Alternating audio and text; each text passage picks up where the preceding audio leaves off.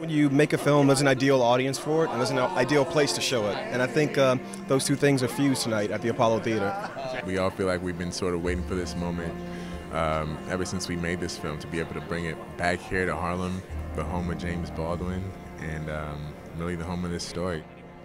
When I first came to New York, I would walk by the Apollo in amazement. So to be here today with New York Film Festival, and if Beale Street could talk, doing a work by James Baldwin, Barry, it's like all my dreams just... There's a very specific thing that just happens in New York Film Festival. There's room for every story here. There's room for every color, every theme, every emotion. It's in a spectacular city because of that. And just driving up and seeing the marquee and in big letters, if Beale Street could talk, you feel like you're truly a part of history. You recognize it in this moment, that this is a historic moment. Anything that Barry Jenkins is gonna do, I'm interested in. Barry is the epitome of grace, intelligence. He just has such a powerful sensitivity and attentiveness. Oh, he's so calm. He's like cool as a cucumber. He brings directing into his heart, and you can see that that is his art, that is his craft. He's a guy that, even though he's dealing with a very specific and difficult topic, he made sure we always knew we were talking about love.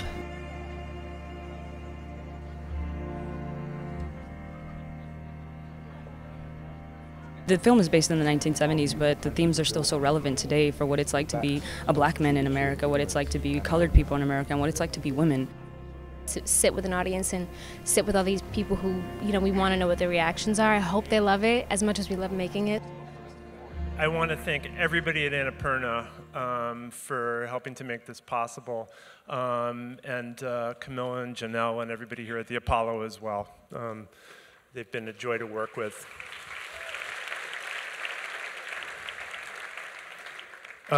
When we started talking about doing this back in April, and the possibility of doing this came up, I thought, do we really get to go to the Apollo? I mean, when we saw the movie and we loved it, and then we got closer to the idea of doing it, it just seemed like a dream come true, because this is hallowed ground, man. I mean, I'm hallowed ground, rather, I'm standing on, and so I'm very honored to be here, and of course, where else could we do it? James Baldwin was born in Harlem Hospital, not too far away. James Baldwin Place is on 128th and 5th. And this is a Harlem film based on the work of a Harlem writer. And of course, we're going to do it here at the Apollo. So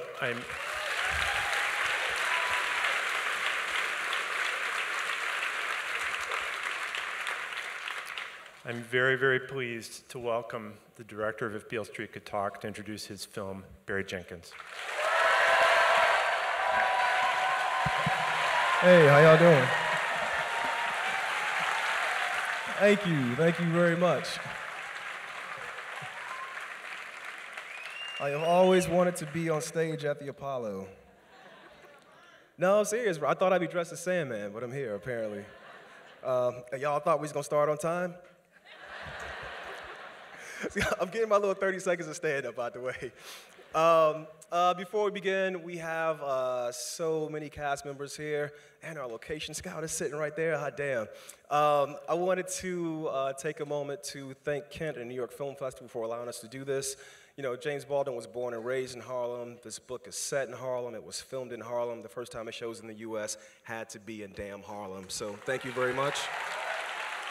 And I gotta say, thank you to the New York Film Festival. Thank you to all the volunteers. I work at a film festival. I know how hard the volunteers work. A round of applause for those folks, please. And we have so many of our crew and extended family here. I'm gonna embarrass a few of them. There's too many to name. Can y'all just stand up and just please receive some love? If you worked on this film, please stand up. Come on, bruh. Hey, what's up, man?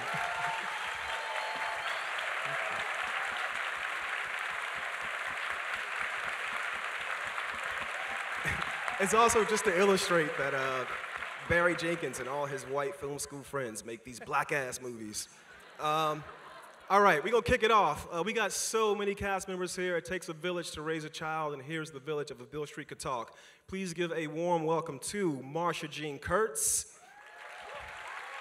Dominique Thorne, Ebony Obsidian, Finn Wittrock, and Skrein, Diego Luna, Emily Rios, my dear Aunjanue Ellis, Brian Tyree Henry, and Teyonah's taking his spot. Teyonah Parris, Colman Domingo, Stephan James, introducing KiKi Layne, and McQueen, Regina King. Come on here.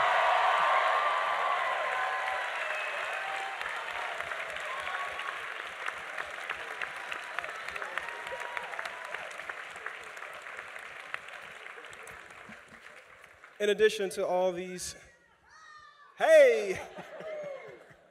in addition to all these special folks, we also have the Baldwin family is here with us. And yes, and before we begin, I could speak on their behalf, but no one can speak on Baldwin like a Baldwin. So we wanted to bring out some of the family members to say a few words before we bless this theater and kick off this screening. So please give a warm welcome to Kareem and Aisha Khalifa Smart, Clarence Harris, and Trevor Baldwin.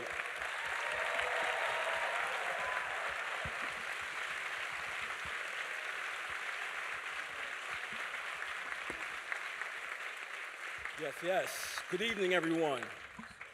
My Baldwin family, what's up? Y'all better make a little more noise.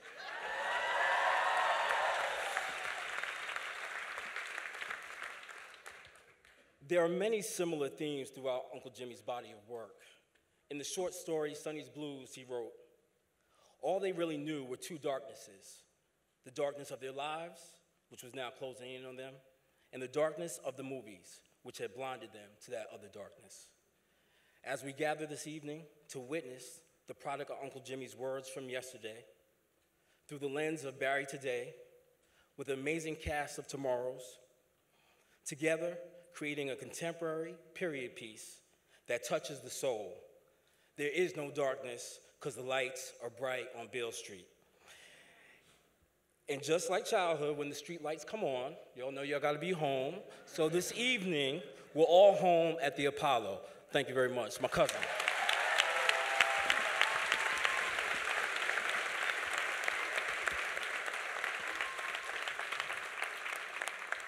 And with that being said, I'd like to acknowledge the spirits of Jimmy Baldwin in the room, his mother, Burtis Baldwin, his brother, George Baldwin, David Baldwin, and Wilma Baldwin.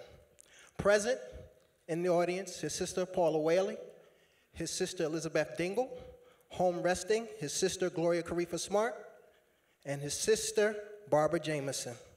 Thank you all for coming. We show our gratitude, and we hope you enjoy the film.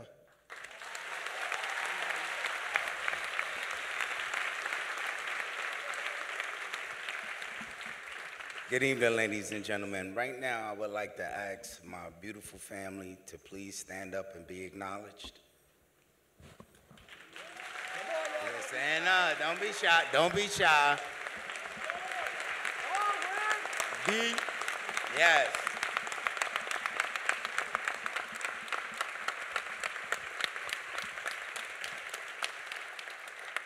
My name is Aisha. My mom is Gloria Khalifa Smart, the executor of the estate. And I'd like to acknowledge her along with Eileen Ahern, her #1 go-to person who handles a lot of the issues for her. I have a cute story. About 8 years ago, maybe 10, I'm not sure, Barry will know. But I came home from a trip and my mom handed me this DVD. And she said, you gotta watch this. I just got it from this young filmmaker who's interested in doing If Beale Street Could Talk. She said the film is called Medicine for Melancholy. And I was like, oh, really? Okay. So we sat and we watched it together, and it was amazing. And I was introduced to the character Micah and Joanne, and it was a quirky, funny, Black love story. And, I just said to myself, good luck to him, getting the okay, because my mom is like Tina Knowles. No. She says no to everyone. So I'm just happy that this happened. The story is a revolutionary story about black love. The act of loving while black is a revolutionary act. It's an act of resistance. It's an act of resistance to love under the conditions with which we live, to raise children, to maintain family, and just continue the resistance and stay strong. Thank you all for making this film.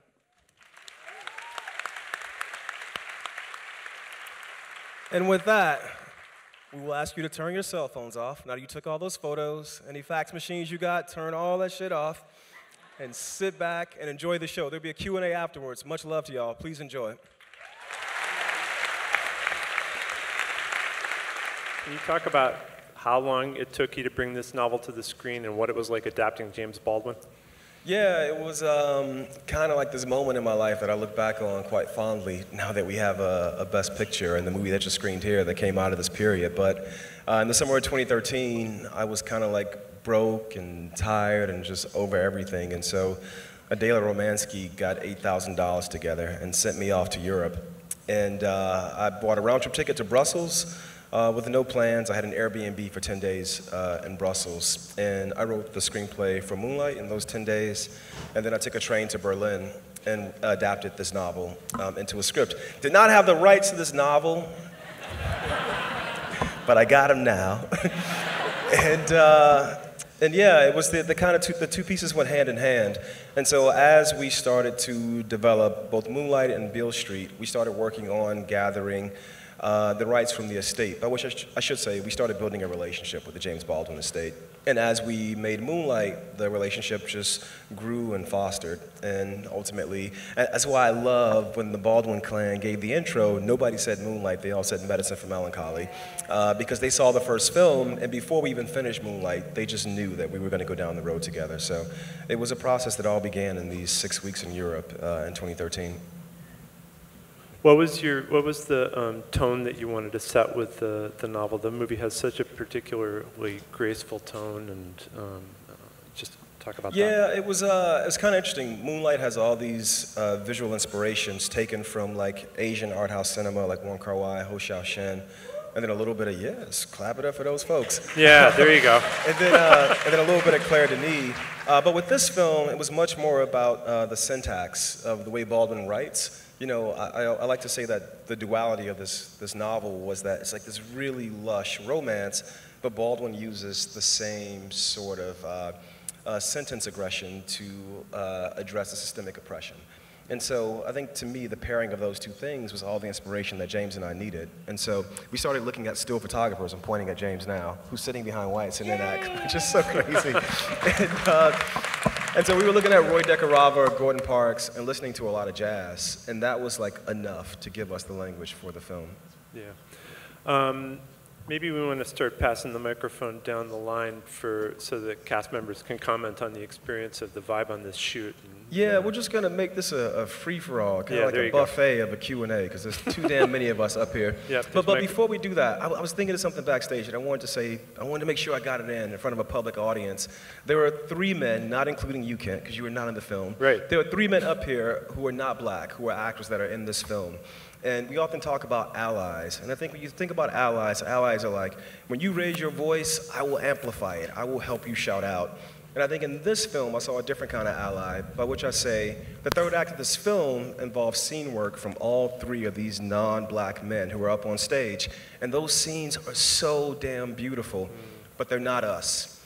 And as the film started to coalesce, I had to have a conversation with each of those men to say this really beautiful scene you put your heart into is not going to ultimately end up in the film. And to a man, all 3 of them said, that's all good, bruh. It's not about me, it's about the film. So thank y'all for being like the most solid ass allies, bro. And now y'all can talk on it. Yeah. Brian, how was it to be in this film? I knew you were gonna do that. And I was like, who gave me this mic? Why did they do this? What am I supposed to talk about? About the mood on the set, working with Barry, bringing this movie alive. For me, one, it was one of the most gratifying experiences because I live in Harlem. 6 blocks away from here. This is actually my first time in the Apollo. I'm so ashamed, but I'm so grateful.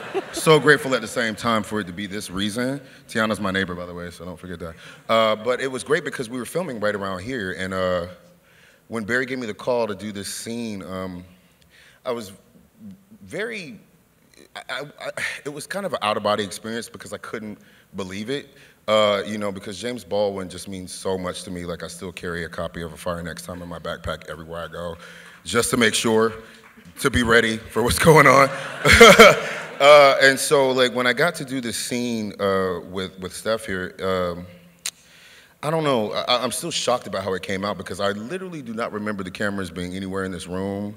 I don't remember, it was just a scene between us just like talking about what this sorrow is that we carry and what this heaviness is that we carry and this weight that we carry as black people, and not only just black people, but people in the system and at this time in the world.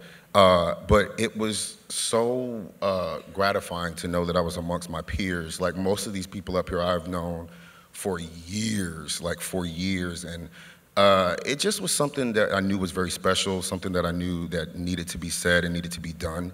I knew that it was a place in history and time that we were about to see black love in a way that you have never seen it before. Like, I think about my younger self, like looking at movies and knowing that I've never seen an experience of black love like this ever on screen. And it just is a humbling experience because it helps me realize why I'm amongst this number and how far we have to go, how much we can do. And I'm looking in this audience now and seeing my peers and seeing just the mixture of colors and races and sexes, and we're in the Apollo Theater celebrating this amazing man, this humanitarian, this activist, this human being, James Baldwin. And it just was, it was a no-brainer to be a part of it. So, also, did I mention that we filmed it in my neighborhood? Like, it was kind of weird because I was like, Barry, if you pan that camera 3 feet to the right, there's a Whole Foods on 125th and Lenox, I don't know if you know. And I was like, that's a whole nother discussion. But it was really beautiful and really great. And I just like, I cannot, like, you believe in something when you watch Barry's work. Like, I don't know if you praise Allah or Buddha or Jesus, Jehovah Jeru, whatever, but like, there is a holiness in Barry's work, and I feel like there's a reason we were all brought together. Plus, I was willing to pay any amount of money to work with Regina King. Like, I was like, I'll bribe anybody in the business if I just get like 2 seconds to touch the hem of her garment. So I was really grateful to be a part of it. And yeah, I mean, it's just something that I think is timeless, timely, and necessary. So I had no choice but to say yes.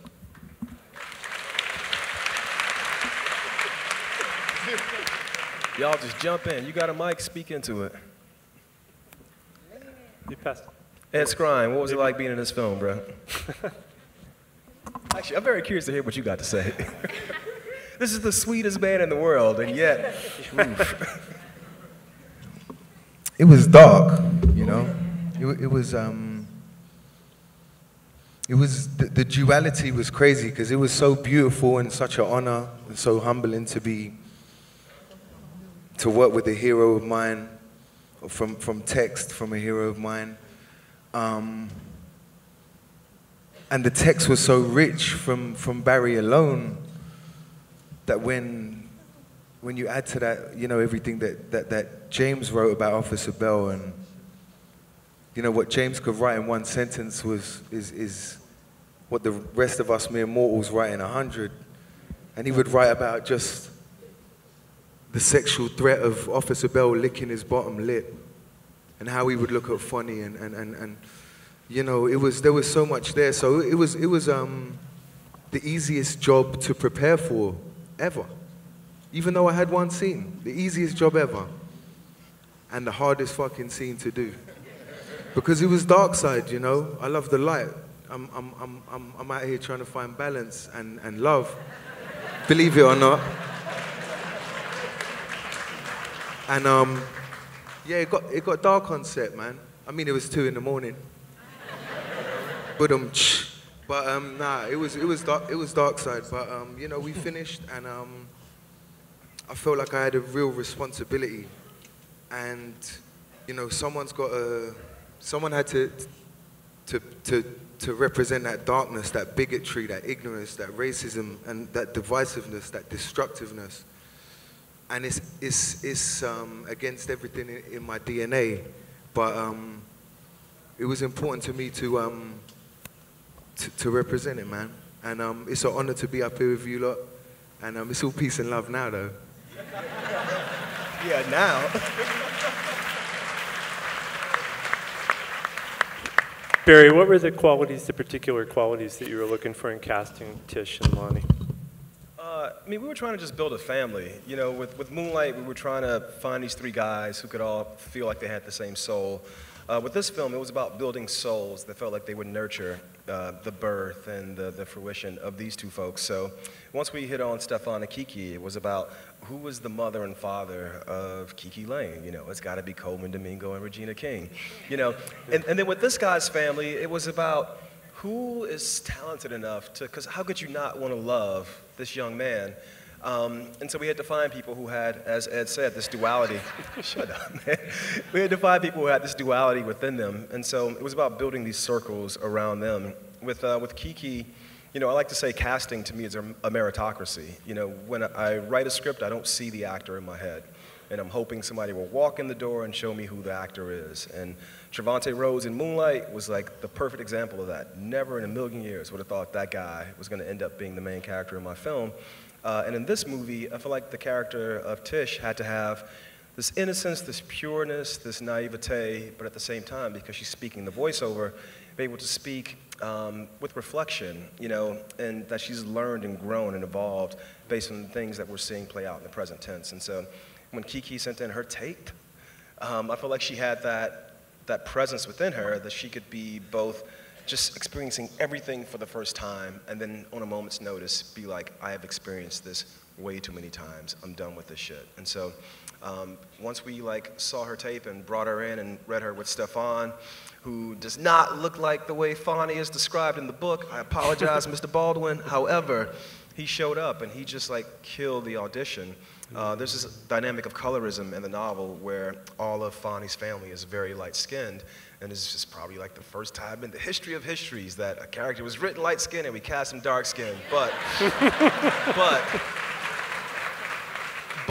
I just felt this thing in his eyes, the soul, because most of your performance is through glass, and I think for the audience to connect through the lens, through the glass, and to the actor, to the soul, you had to have somebody who just had this very piercing quality in their eyes, and that was Stephan James. So once I saw them, it was like, it was easy. You know?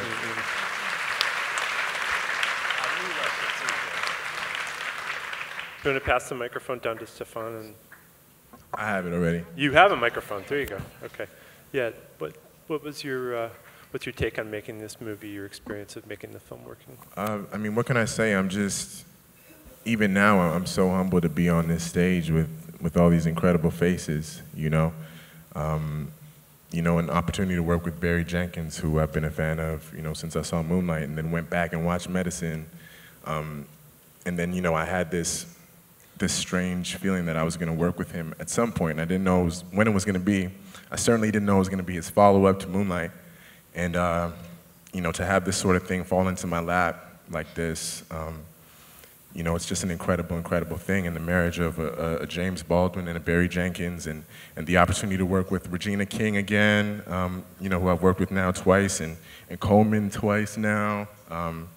These guys were already my family before, so, you know, to come into a situation like this, it was a no-brainer for me. And you know, the work that Baldwin has already put on the page for us just made it so easy to transition into a situation like this. And what can I say? I'm just so grateful to have had KiKi Layne as my scene partner for all those moments. You were so incredible. You displayed so much strength.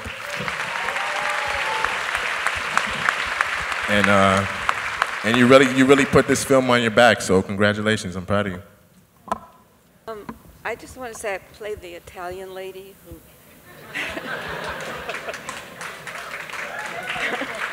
hopes to save them, and it was a very strange experience. I was scared to death of him. I mean, really scared. Good. and it was hard to, you know, go up after him. But it was very interesting. I was reading the article in Times Magazine about Barry, and he was talking about how an actor just at some point the soul comes out and you see it. And it was like, I was like, oh, can I do this? Can I do this? Can I get this moment? And all of a sudden, it just came. You know, it was partially Barry just coming and talking to me, coming and talking to me. And I thought, what is he talking about? And then I hit something at the end. And he came and hugged me. And when I read that Times article, I realized that was he was talking about, when the soul comes out, just comes out, and he gets it out of you. That's all I have to say.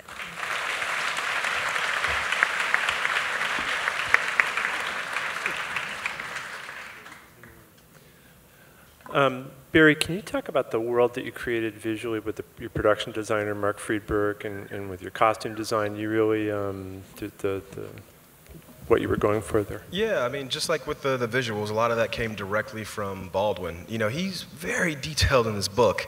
You know, when the Hunt sisters walks in, I think he says Adrian is dressed too young and Sheila is dressed too old or something like that, and he describes the way the hair looks and like the texture of the dresses. I mean, it was all of us taking our cues from Baldwin, but I'm glad you pointed out Mr. Friedberg, who is right here in my eyeline, Mr. Friedberg, because Mark Friedberg, a round of applause for this dude, my production designer.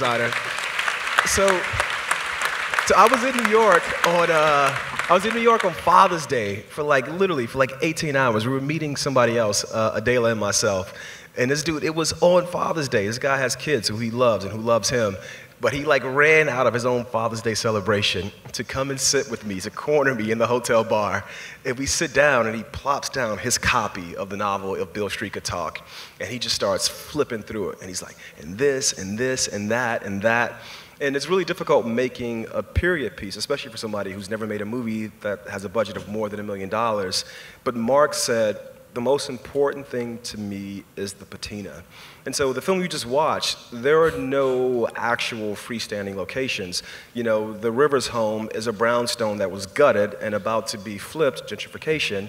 And Mark is so damn smart, he was like, bruh, hold off on this, let me get in here, let me gut the place for you, build it to this James Baldwin novel, and then when you sell it, you can say, this James Baldwin movie was made in your house. And so we got the damn house. And in the apartment that Fonnie has, the Bank Street flat, is also on a stage, but it's built to code. And my favorite story to tell about this movie, Mark, is Mark Friedberg brought this draftsman out of retirement. If you see the scene where Brian and Stephan are sitting by the table that is also the bathtub with a piece of wood on the top of it, as the camera pans back and forth, there's this crack that goes from the floor to the ceiling because it's a basement apartment. Even though we're on a soundstage, Mark felt like it was so important to have that crack, to have that age in the set, that he brought this guy out of retirement to painstakingly build this thing to the point that we ended up making it the last day of production, but still, we did it. So everybody from Caroline Eselin, our costume person, to Mark Friedberg, they just really cared about honoring the text and getting it right. So I'm glad you pointed them out, because much love to y'all.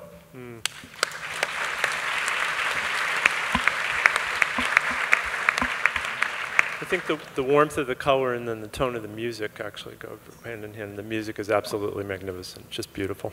Yeah, I mean, James Laxton and Nick Britell, the cinematographer and the composer from Moonlight, were back for this film, and it was kind of the same thing. We took our cues from Baldwin. You know, there's a duality in this book where there's this very lush romance, but there's also what I call one of Baldwin's angrier protest novels. And we didn't want the anger of the protest to overwhelm the idea of these two people being so deeply in love, so enwrapped with one another. So we leaned into the bright colors, the very soft visuals. And one of the cool things of working with Nick is Nick doesn't mind showing me how the sausage is made. And so he writes to the script, and so the first cues that we got for the film arrived before we even started putting the movie together.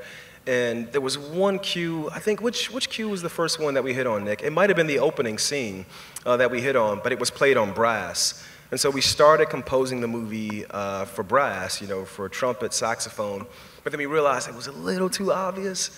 And so we started composing for brass, but playing it with cello. And by the end of the film, and the cello was played by his wife, Caitlin Sullivan, but by the end of the film, the brass then starts playing compositions made for cello, so that it's not jazz, it's If Beale Street Could Talk in a certain way.